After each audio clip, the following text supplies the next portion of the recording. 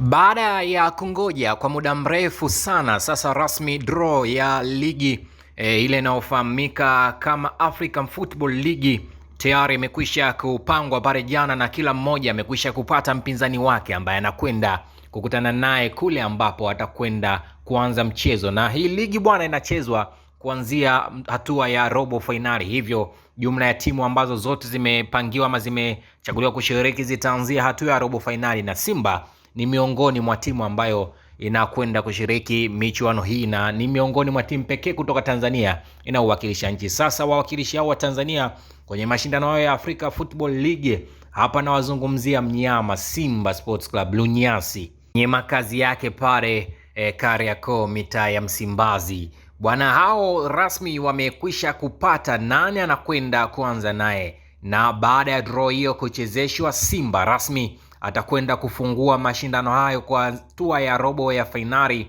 dhidi ya mabingwa ligi ya mabingwa mwaka 2023 Al Ahly ya Misri katika uwanja wa Benjamin Mkapa jijini Dar es Salaam, ambapo mchezo utakuwa Oktoba 20 mwaka huu. Na tayari uwanja huo wa Benjamin Mkapa uko unaendelea na maandalizi ama unafanyiwa marekebisho ili sasa mechi hii iende ikapigwe vilivyo, na Simba ni timu ambayo inakwenda kufungua michuano hii ikianzia hatua ya robo finali. Nikwambie tu kwamba kama Simba atafanikiwa kuvuka katika hatua ya robo finali, basi moja kwa moja atakwenda kukutana na mshindi wa mechi ya Mamelodi dhidi Atletico Petro, na hii ndio draw ambayo ilichezeshwa hapo jana na matokeo yake ndio hayo yaliyopatikana. Lakini kikubwa ni kwamba rekodi ya Simba pindi anapokutana na mabingwa hawa Al Ahly, mara ya mwisho Al Ahly anakuja hapa alichezea goli moja, lakini pia inatajwa kuwa ni moja ya mechi za kisasi, maana unapoangalia timu zote hizi mbili, Mixon alitoka kule alipotoka kisha akaja Simba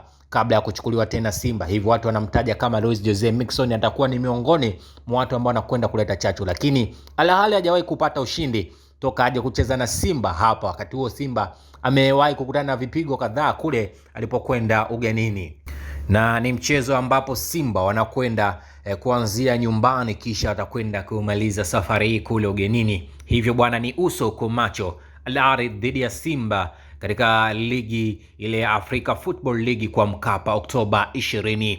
Maoni yako ni ipi kuhusiana na draw hii baada ya kuchezeshwa? Je, Simba unamuona akitoboa ama tusubiri na dua ziongezeke kama Watanzania tukiiombea Simba Sports Club, ama ndio kila mbuzi atakula kwa urefu wa kamba yake? Usiache kusubscribe, lakini pia turn on notification ili uwe wa kwanza kabisa kupata taarifa zetu kila tunapoziweka. Tunasema ufanye mtandao wetu wa YouTube kuwa rafiki kwako mwanamichezo.